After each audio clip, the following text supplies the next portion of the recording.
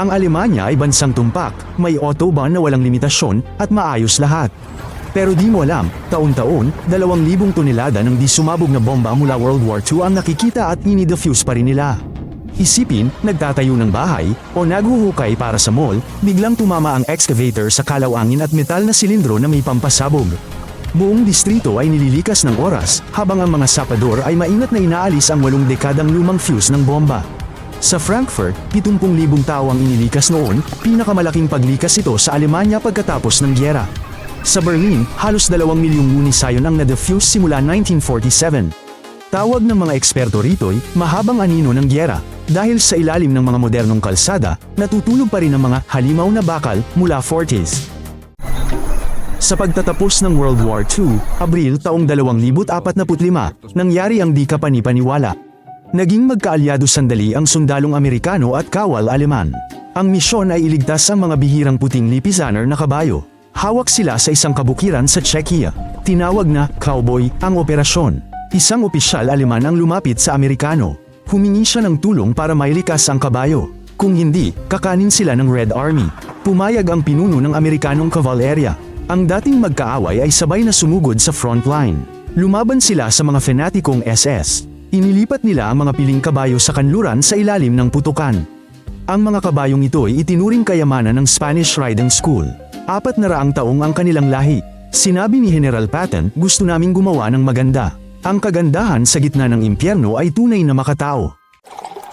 Ang Wacken Festival sa Germany ay may underground beer pipeline. May 7 kilometro itong tubo, bambat gripo sa bar. Iwas buhat ng mabibigat na keg sa 75,000 metalheads. Dati, sinira ng beer truck ang damuhan, nagdudulot traffic, at nagpapatagal sa barman. Ngayon, diretso ang beer sa tubo. 6 na baso sa 6 na segundo, walang delay.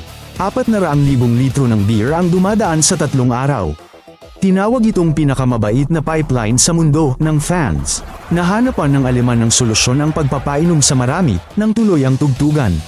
Milyong euro ang puhunan. Ang resulta, buo ang damuhan, maikli ang pila, at malamig ang beer. Si Adolf Hitler ay may pamangking si William na naglingkod sa US Navy at lumaban sa sariling tiyo. Ipinanganak si William sa Liverpool. Sinubukan niyang magkarera sa Nazi Germany, nakipagkita pa sa tiyo. Dahil sa alitan at pananakot, tinawag siyang aking kasuklam-suklam na pamangkin ni Hitler. Tumakas si William. Nagpunta siya sa England pagkatapos sa Amerika. Doon niya isinulat ang bakit ko kinamumuhian ang aking tiyo at nature tungkol sa Nazi.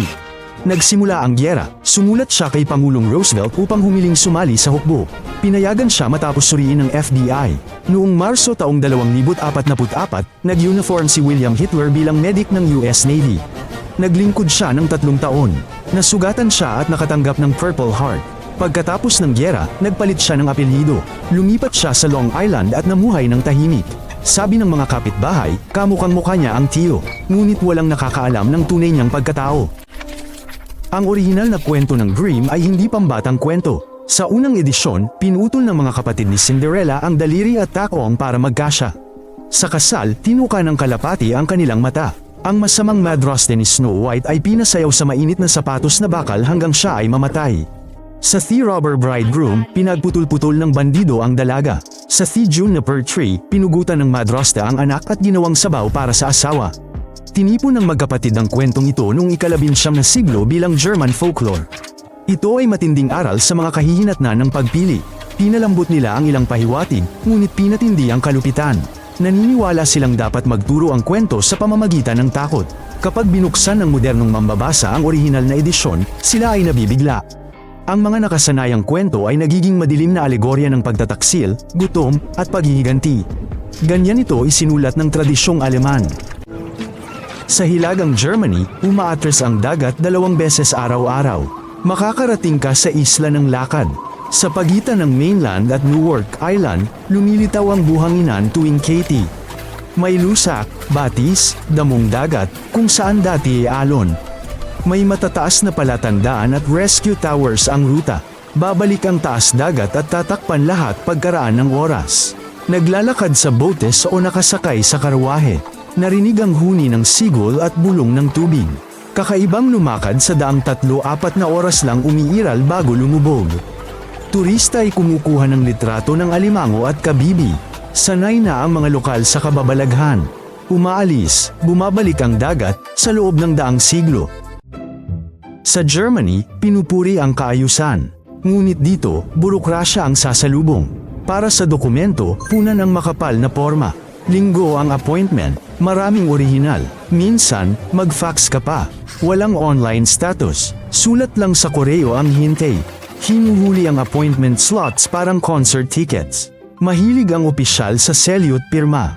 Inis din ang Germans. Panahon ng negosyo'y nasasayang. Nauubos ang pasensya. Napakahinay ng digitalisasyon. Payo sa bago, magpasensya. Bumili ng folder at kopyahin lahat. Magtabi pa ng isa. Maligayang pagdating sa bansang ang kaayusan ay may kapalit. Sa huling bahagi ng ika-19 na siglo, naglabas ang Bayer ng bagong gamot sa ubo, ang heroin. Ang sangkap na kilala ngayon bilang peligrosong droga ay nabibili noon sa batika ng walang reseta, kahit sa mga bata. Itinuring ito ng mga doktor na ligtas na kapalit ng morpina na nakakaadik na. Nangako ang mga ad na lunas ito sa ubo, bronchitis, at tuberculosis. Mula 1898 hanggang 1910, sikat ang heroin. Maraming niresetahan ito at kumita ng malaki ang Bayer. Galing ang pangalan sa hero-ish na nangangahulugang bayani o malakas. Mas masigla raw ang tao pagkatapos uminom. Ngunit kalaunan, nagsimulang lumitaw ang matitinding kaso ng pagka-adik. Pagsapit ng dekada 20, natanto ng mundo ang pagkakamali at ipinagbawal ito.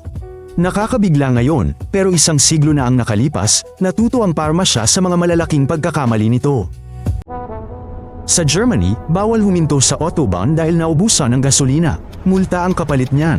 Matibay ang loika ng mga Aleman. Ikaw ang may kasalanan kung hindi ka nagpakarga ng gasolina. Ang pagkaubos ng gasolina ay maiiwasang aberya. Mapanganib huminto sa mabilis na kalsada. Dapat nagpakarga ka ng maaga. Sana lumiko ka sa gasolinahan. Dahil hindi mo ginawa, magbayad ka.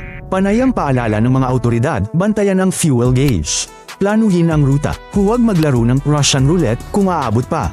Eksepsyon ang tunay na aberya. Kung hindi ito inaasahan, kailangan mo agad maglagay ng early warning device. Magsuot ng reflective vest. Tumawag ka ng tulong. Pero ang tangke na walang laman? Pasensya na, hindi yan katanggap-tanggap.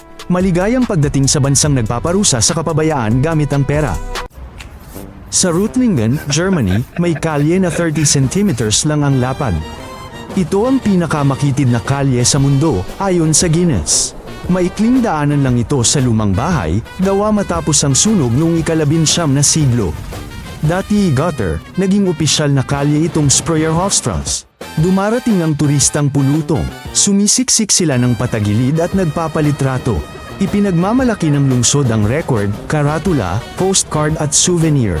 Siwang ito, ngunit pinasikat ang bayan sa mundo. Di inaasahang bagay minsan nagiging tatak. Ilan ito sa facts ng Germany. Kung may natutunan, mag-like at subscribe. Column.